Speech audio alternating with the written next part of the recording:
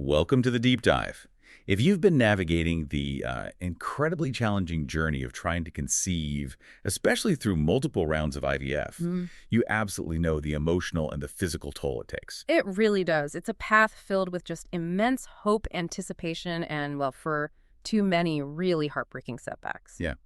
So today we're embarking on a deep dive into a critical, yet I think often overlooked, factor that can truly make all the difference in IVF success. That's such a crucial point because the fundamental truth is, while IVF technology is incredibly powerful, its ultimate success hinges critically on the quality of the eggs and the sperm. Right. Think of it like building a house. You know, you can have the most advanced construction equipment anywhere, but if the foundation itself isn't solid. And the whole thing struggles. Exactly. That structure, no matter how advanced, it's just going to struggle to stand. That's a powerful analogy. Yeah. So our mission, then, for this deep dive is to unpack precisely why this suboptimal egg and sperm quality can actually prevent IVF from working, and explore how specific complementary therapies can profoundly improve those foundational elements. Yeah, get to the root cause. And introduce you to a trusted partner who's really been at the forefront of this work for decades. We promise genuinely practical insights and maybe some surprising facts that could fundamentally change your path forward. Absolutely. Okay, so let's unpack this core issue then. It's just so vital to understand how profoundly egg and sperm health influence the entire process. They aren't just, raw materials. No, not at all. They are the genetic and, importantly, the energetic blueprints. Their quality directly impacts, well, everything. From robust embryo development To implantation. to its crucial ability to implant, absolutely. And ultimately whether a pregnancy can even progress healthily. So when we talk about suboptimal quality, what does that actually look like at a cellular level? Right. We're looking at very specific cellular issues. For eggs, it often means damaged mitochondria. The cell's energy engines, right? Exactly, the energy engines. And they are absolutely critical for proper function. If these aren't performing optimally, the egg might just fail to fertilize at all. Or you get a lower quality embryo. Or produce a lower quality embryo, or sadly, even lead to an early miscarriage. And for sperm, is it a similar kind of story? It is, yeah. Similarly, for sperm, poor quality involves issues like low motility, meaning they struggle to swim effectively, or they have an abnormal shape, or critically high DNA damage. Any of these can significantly hinder fertilization or severely impair the embryo's initial development. It's a big hurdle. Right. And here's something really compelling, I think. Even if an embryo has undergone genetic testing, PGT testing, and appears chromosomally normal. Which is what many people rely on. Exactly. It might still not implant if the inherent egg or sperm quality, that very biological foundation it was built upon, is suboptimal. Wow. That really makes you question things. It does. It raises a really important question.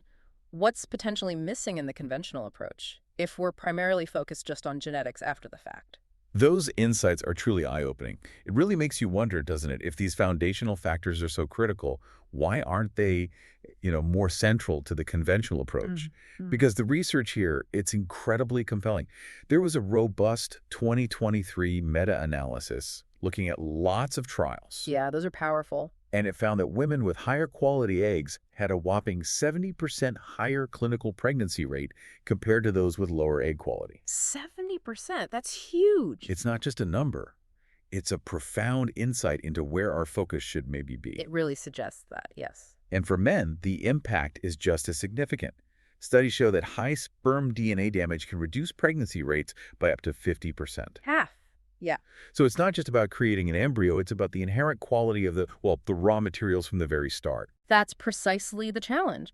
While conventional Western medicine, it excels brilliantly at the mechanics of retrieving eggs and fertilizing them in a lab setting. Which is amazing technology. Incredible technology. But it generally cannot directly enhance the inherent quality of those eggs or the sperm themselves. Ah, okay. And this is why, despite repeated, costly, and just emotionally draining IVF attempts, failure can persist if that foundational quality isn't addressed before the process even begins. It's like that house analogy again, trying to put a beautiful roof on a wobbly base. Exactly that. It's unlikely to hold up. So, okay, what does this all mean for someone who's facing these repeated IVF failures? It suggests the key might lie not just in the IVF process itself, but in optimizing the reproductive material before it even gets to the lab. That's the idea, yes. It's almost like giving your body a pregame warm-up before the main event, isn't it? That's a good way to put it. But, for someone who feels like they've tried everything, this might sound almost too simple. How exactly do these complementary therapies achieve such a fundamental change at a cellular level? That's the crucial question, and that's where therapies like acupuncture really come into play. It works by essentially hyper-stimulating blood flow. Blood flow. Yeah, and blood is the vital messenger, right? Delivering hormones, nutrients, oxygen directly to the ovaries, the follicles, the eggs for women. And for men? And to the testes for men. For women, this enhanced blood flow creates a much healthier internal environment for eggs to mature. It also significantly improves the uterine lining. Which is key for implantation. Absolutely crucial for embryo attachment. And for men, it directly enhances sperm count, motility, and shape. It's really about ensuring the very soil for that foundation is rich and nourished. Is there solid evidence for this? Oh yes, the evidence supporting this is compelling. There's a well-known 2002 study published in Fertility and Sterility.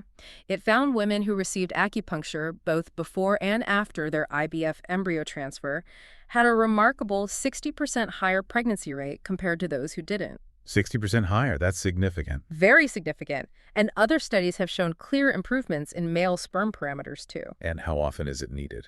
Well, the recommendation is often twice-weekly sessions for at least 3 months. 3 months. Why that long? Because that aligns perfectly with the 90-day maturation cycle that both eggs and sperm undergo. It's about giving those cells the necessary time to truly revitalize, to benefit from that improved environment. Okay, that makes sense. Yeah. And you mentioned these therapies work together. So working in tandem with acupuncture, we have customized herbal medicine. Correct. And this isn't just about, grabbing a generic supplement off the shelf. Right. We're talking about specific herbal formulas prescribed by a board-certified herbalist designed to address the internal imbalances that are unique to your body. So it's personalized. Highly personalized. It's about balancing hormones, reducing inflammation, and further improving that crucial blood flow we just discussed. And how does that work alongside the acupuncture sessions? Well, unlike acupuncture, which happens in sessions, these herbal formulas are typically taken daily, so they provide consistent, ongoing support. Ah, okay. Daily support. And for how long? Also 3 months. Patients typically commit to these herbs for 3 to 6 months for optimal results. Again, it's about aligning with those maturation cycles to get the best effect. Right. And does this combination... Yeah. Does it really work? We've seen compelling results. There are stories like one patient who, after years of failed IVF, literally years, Wow. conceived naturally within just months of starting this combination of herbal medicine and acupuncture. That's incredible. That offers a lot of hope. It really does. And the accessibility is also key here.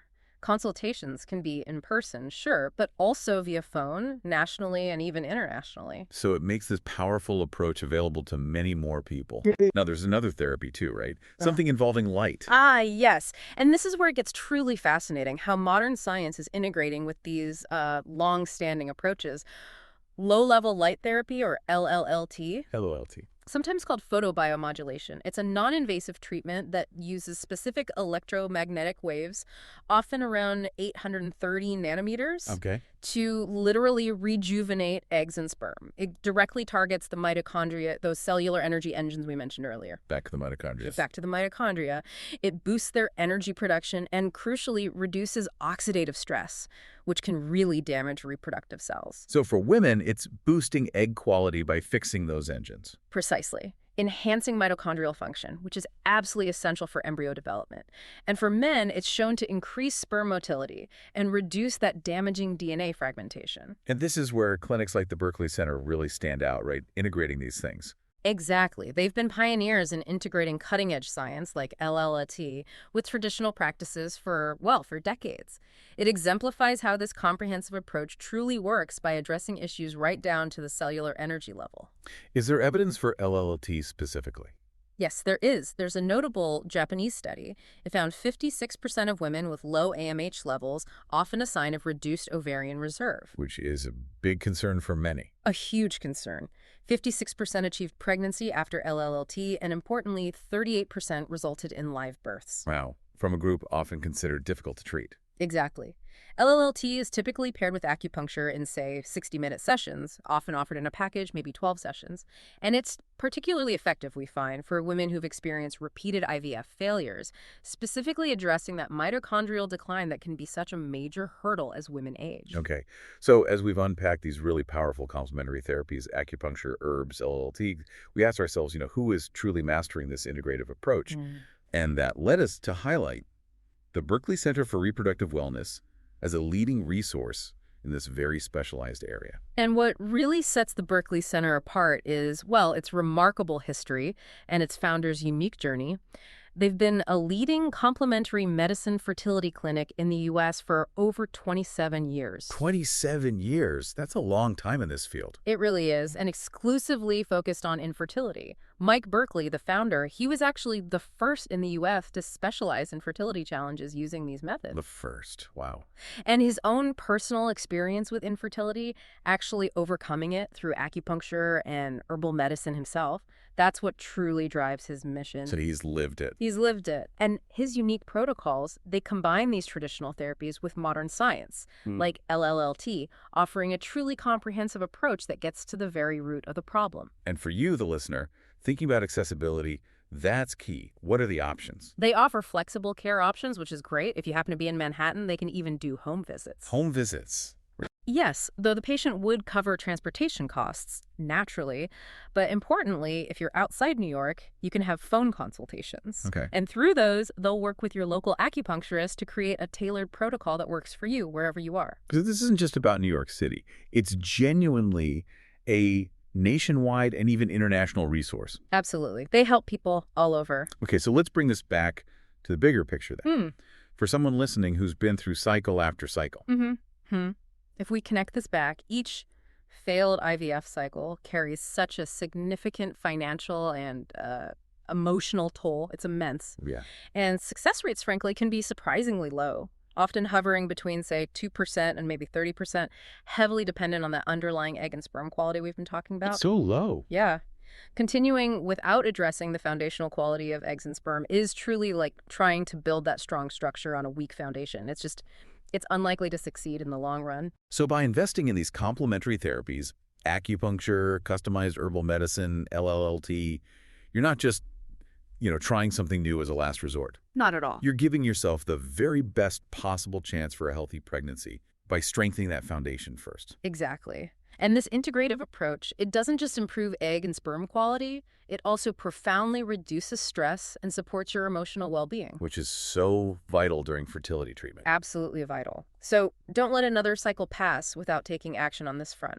The Berkeley Center, they've helped thousands conceive where hope seemed lost, moving people from, changing IVF clinics To changing diapers. to ultimately changing diapers. That's the goal. That's a great way to put it. So we really encourage you, schedule your consultation today. You can call them at 212-685-0985. That's 212-685-0985. Or visit their website at www.berkeleycenter.com. That's BERKLAY center.com. Whether you are in Manhattan or across the globe, they really are there to guide you toward parenthood with personalized expert care. Your dream of a family is truly within reach. Let them help you make it a reality. So, as we wrap up, maybe consider this. The profound impact that investing in your body's intrinsic reproductive health could have. Not just on your fertility journey, but maybe on your overall well-being and your sense of empowerment through this whole process. What does it truly mean to prepare the foundation for life, and, what possibilities open up when you actually do that work?